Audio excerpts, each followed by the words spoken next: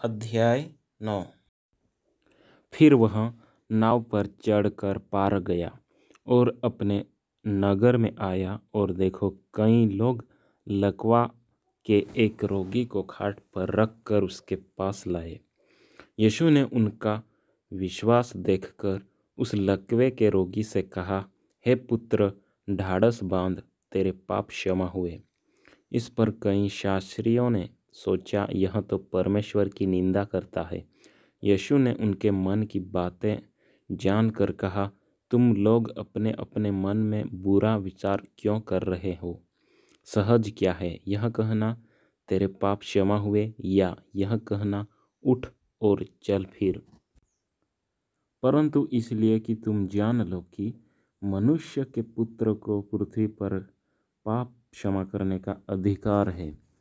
तब उसने लकवे के रोगी से कहा, उठ, अपनी खाट उठा और अपने घर चला जा। वह उठकर अपने घर चला गया। लोग यह देखकर डर गए और परमेश्वर की महिमा करने लगे, जिसने मनुष्य को ऐसा अधिकार दिया है। वहाँ से आगे बढ़कर यीशु ने मत्ती नामक एक मनुष्य को महसूल की चौकी पर बैठे देखा और उससे कहा, मेरे पीछे हो ले। वह उठकर उसके पीछे हो लिया। जब वह घर में भोजन करने के लिए बैठा तो बहुत से महसूल लेने वाले और पापी आकर यीशु और उसके चेलों के साथ खाने बैठे। यह देखकर फरीसियों ने उसके चेलों से कहा, तुम्हारा गुरु महसूल लेने वालों को और पापियों के साथ क्यों खाता है? यह सुनकर यीशु ने उनसे कहा, वेद भले चंगों के लिए नहीं परंतु बीमारों के लिए आवश्यक है। इसलिए तुम जाकर इसका अर्थ सीख लो।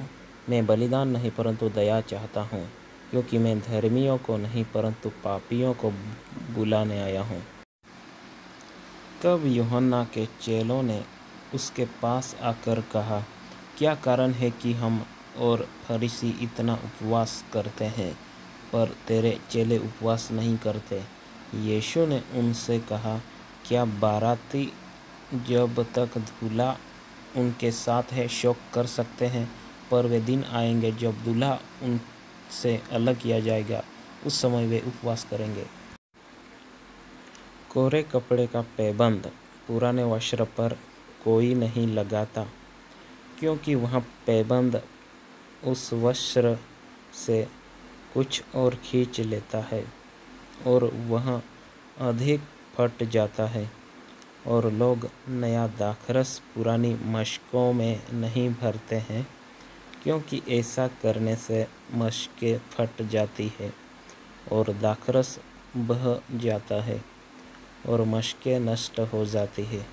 परंतु नया दाखरस नई मशकों में भरते हैं और वे दोनों बचे रहते हैं। वह उनसे ये बातें कह ही रहा था कि देखो, एक सरदार ने आकर उसे प्रणाम किया और कहा, मेरी पुत्री अभी मरी है, परंतु चलकर अपना हाथ उस पर रख तो वह जीवित हो जाएगी। यीशु उठकर अपने चेलों समेत उसके पीछे हो लिया, और देखो, एक स्त्री ने, जिसको 12 वर्ष से लहू बहने का रोग था, पीछे से आकर उसके वस्त्र के आंचल को छू लिया, क्योंकि वह अपने मन में कहती थी, यदि मैं उसके वस्त्र ही को छू लूँगी तो चंगी हो जाऊँगी।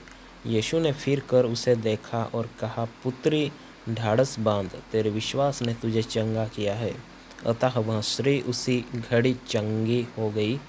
जब यीशु उस सरदार के घर में पहुंचा और बांसुरी बजाने वालों और भीड़ को हुल्लड़ मचाते देखा, तब कहा, हट जाओ, लड़की मरी नहीं पर सोती है।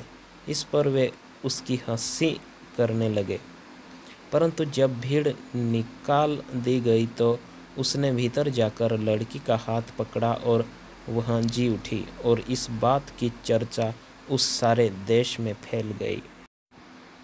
जब यीशु वहाँ से आगे बढ़ा तो 2 अंधे उसके पीछे यह पुकारते हुए चले, हे दाऊद की संतान, हम पर दया कर। जब वह घर में पहुंचा तो वे अंधे उसके पास आए और यीशु ने उनसे कहा, क्या तुम्हें विश्वास है कि मैं यह कर सकता हूँ? उन्होंने उससे कहा, हाँ प्रभु।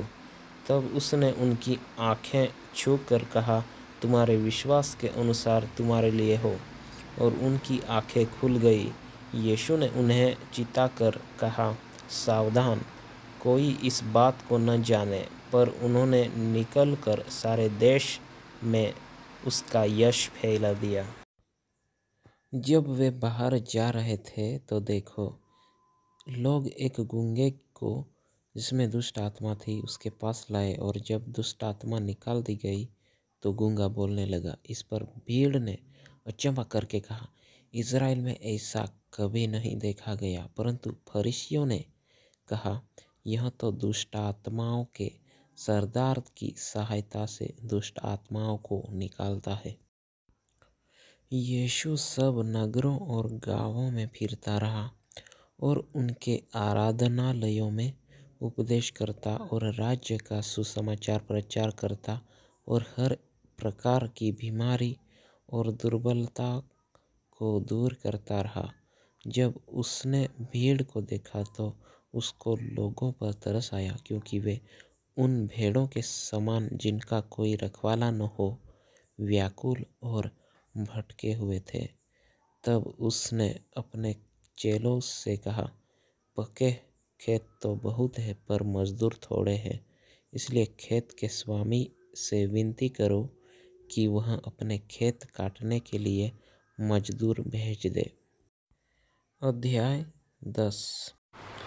फिर उसने अपने 12 चेलों को पास बुलाकर उन्हें अशुद्ध आत्माओं पर अधिकार दिया कि उन्हें निकाले और सब प्रकार की बीमारियों और सब प्रकार की दुर्बलताओं को दूर करे। इन 12 प्रेरितों के नाम ये हैं, पहला शमौन जो पतरस कहलाता है, और उसका भाई अंद्रियास, जब्दी का पुत्र याकूब और उसका भाई यूहन्ना, फिलिपुस और बरतुल्मै, थोमा और महसूल लेने वाला मत्ती, हलफई का पुत्र याकूब और तद्दे, शमौन कनानी और यहूदा इस्करियोती जिसने उसे पकड़वा भी दिया। इन 12 को यीशु ने यह आज्ञा देकर भेजा, अन्य जातियों की ओर न जाना और सामरियों के किसी नगर में प्रवेश न करना, परंतु इज़राइल के घराने की खोई हुई भेड़ों के पास जाना। और चलते चलते यह प्रचार करो, स्वर्ग का राज्य निकट आ गया है। बीमारों को चंगा करो, मरे हुओं को जिलाओ, कोढ़ियों को शुद्ध करो, दुष्ट आत्माओं को निकालो। तुमने सेंतमेंत पाया है, सेंतमेंत दो। अपने पटुकों में न तो सोना और न रूपा और न तांबा रखना। मार्ग के लिए न झोली रखो, न 2 कुर्ते, न जूते और न लाठी लो, क्योंकि मजदूर को उसका भोजन मिलना चाहिए। जिस किसी नगर या गांव में जाओ तो पता लगाओ कि वहाँ कौन योग्य है, और जब तक वहाँ से न निकलो उसी के यहाँ रहो। घर में प्रवेश करते हुए उसको आशीष देना। यदि उस घर के लोग योग्य होंगे तो तुम्हारा कल्याण उन पर पहुँचेगा, परंतु यदि वे योग्य न हो तो तुम्हारा कल्याण तुम्हारे पास लौट आएगा। जो कोई तुम्हें ग्रहण न करे और तुम्हारी बातें न सुने, उस घर या उस नगर से निकलते हुए अपने पाँवों की धूल झाड़ डालो। मैं तुमसे सच कहता हूँ कि न्याय के दिन उस नगर की दशा से सदोम और अमोरा के देश की दशा अधिक सहने योग्य होगी। देखो, मैं तुम्हें भेड़ों के समान भेड़ियों के बीच में भेजता हूँ। इसीलिए सांपों के समान बुद्धिमान और कबूतरों के समान भोले बनो। परंतु लोगों से सावधान रहो, क्योंकि वे तुम्हें महासभाओं में सौंपेंगे और अपनी पंचायतों में तुम्हें कोड़े मारेंगे। तुम मेरे लिए हाकिमों और राजाओं के सामने उन पर और अन्य जातियों पर गवाह होने के लिए पहुँचाए जाओगे। जब वे तुम्हें पकड़वाएंगे तो यह चिंता न करना कि हम किस रीति से या क्या कहेंगे, क्योंकि जो कुछ तुम को कहना होगा वह उसी घड़ी तुम्हें बता दिया जाएगा, क्योंकि बोलने वाले तुम नहीं हो, परंतु तुम्हारे पिता का आत्मा तुम में बोलता है। भाई भाई को और पिता पुत्र को घात के लिए सौंपेंगे और बच्चे माता पिता के विरोध में उठकर उन्हें मरवा डालेंगे। मेरे नाम के कारण सब लोग तुम्हें से बैर करेंगे, पर जो अंत तक धीरज धरे रहेगा उसी का उद्धार होगा।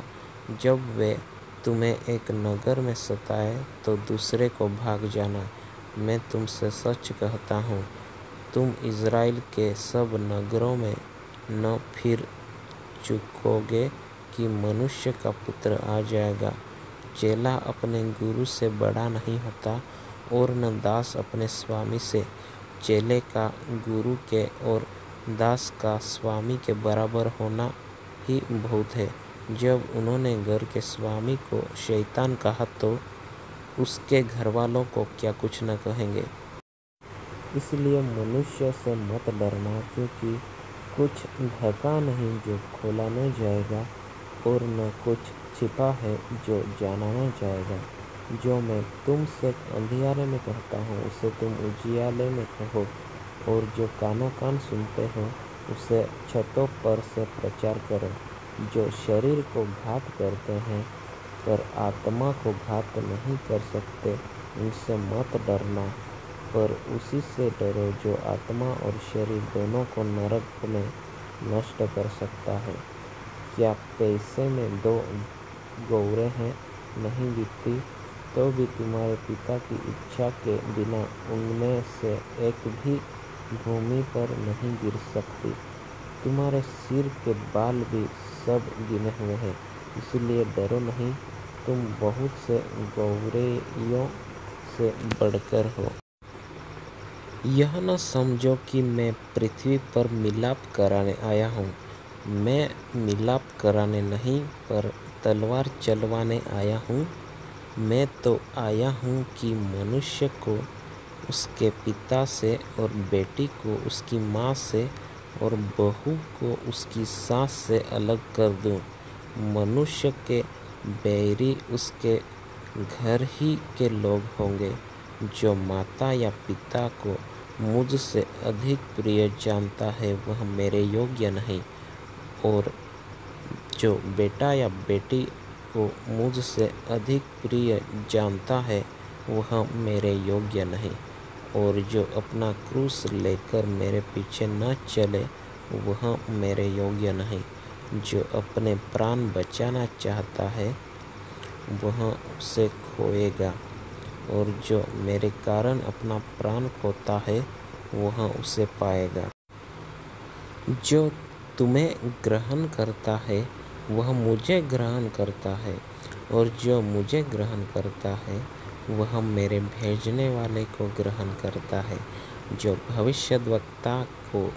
भविष्यद्वक्ता जानकर ग्रहण करे वह भविष्यद्वक्ता का बदला पाएगा, और जो धर्मी को धर्मी जानकर ग्रहण करे वह धर्मी का बदला पाएगा।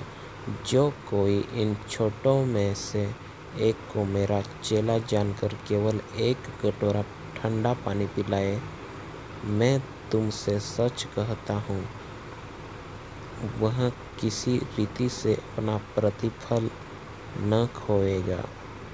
आमीन।